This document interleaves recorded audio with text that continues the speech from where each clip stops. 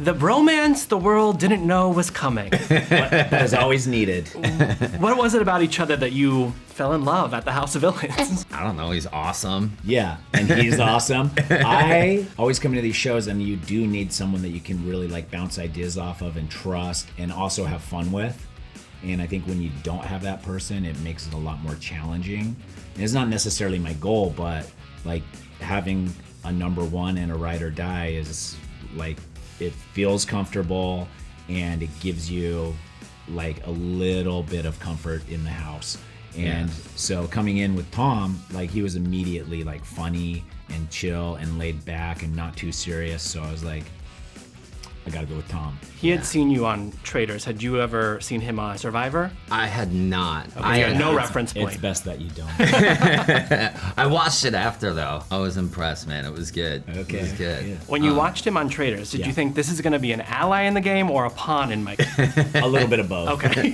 Sweet. But mostly, Are you just finding out now? I watched him, I knew he was open.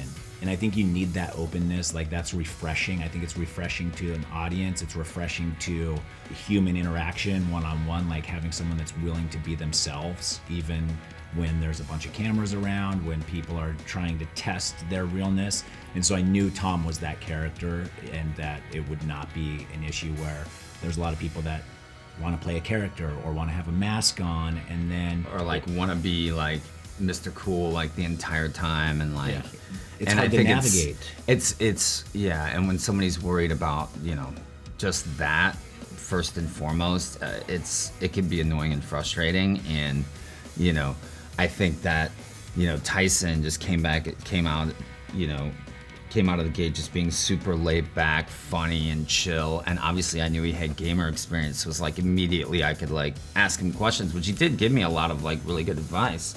One of them being like, if somebody comes to you, remember you were like, if somebody comes to you to join like an alliance or to align with them, you always say yes, because then immediately they turn against you. And I didn't even think about that. Yeah, you can't say I'll think about it or no, or then they know that you are. You just have to keep your alliances in the dark about each other.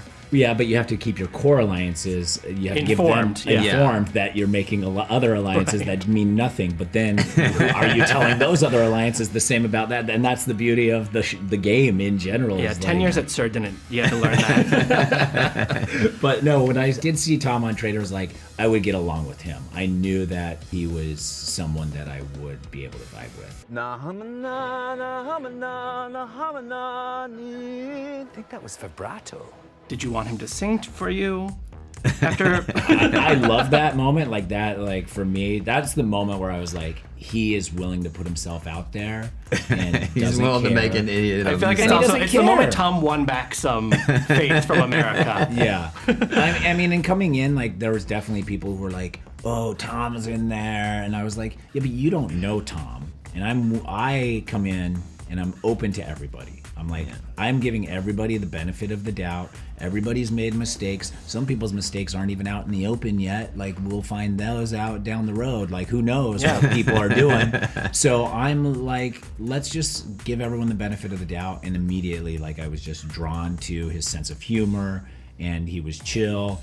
And there's so many moments this season where he says something that is absolutely hilarious in front of everyone.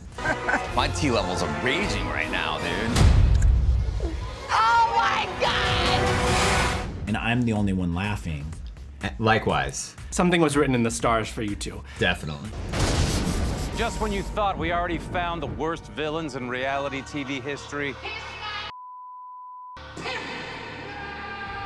I'm proud to say we haven't even come close to scraping the bottom of the barrel. The label villain can be heavy for some. What's your relationship to that word? And did you come on the show to embrace it and kind of blow it up even further, or buck it and say, I'm not necessarily the villain you think I am?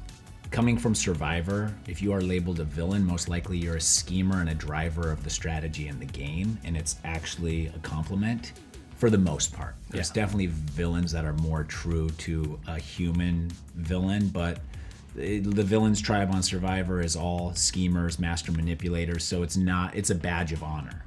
So coming into this game, it's definitely different. And even in my conversations on the phone coming into it, I was like, are you sure you have the right guy? I don't know, because I'm like a different villainous. And they were like, what's your motivating factor for coming out here? I was like, to make the Survivor contestants that didn't get invited here jealous. And they were like, yeah, will you sign immediately, please? Yeah, I think a villain coming from a gaming aspect is better than a villain coming from Being yourself. being like on a show that has to do with, you know, interpersonal relationships. So yeah, I mean, that was something that was a little hard for me initially when I was thinking about doing this show, like from the get-go. But I really wanted to come into this show and just sort of get to know the person that was not that, or the other side of everyone. And I think that was really fun about this show, is getting to see the different sides of people, and really going in, like with Traitors and with this show especially, you know, just being able to go in there with an open mind and just meet people and connect with them was really fun. And as obviously the show, you know, the time goes on and you get into different like challenges and stuff like that, you get to see, you know, how people handle themselves, and it's interesting. It really is. Did you get any "I'm jealous you're on this show" texts from anybody in the Survivor world? And on the flip side, how do you feel about not being at Survivor 50? Did get Abby Maria was one who was like, I was in casting for that, and I knew they were talking to Q a little bit early on. Q's on 50. For me, at this point in my career, I feel like doing something different was better for me. Being on 50 is fine. Survivor's huge, and they are billing it as the biggest season of all time, but I was on the last biggest season of all time, and I was on the last biggest season of all time before that. So I've been there, on done that time. two of the biggest seasons of all time I've been a part of.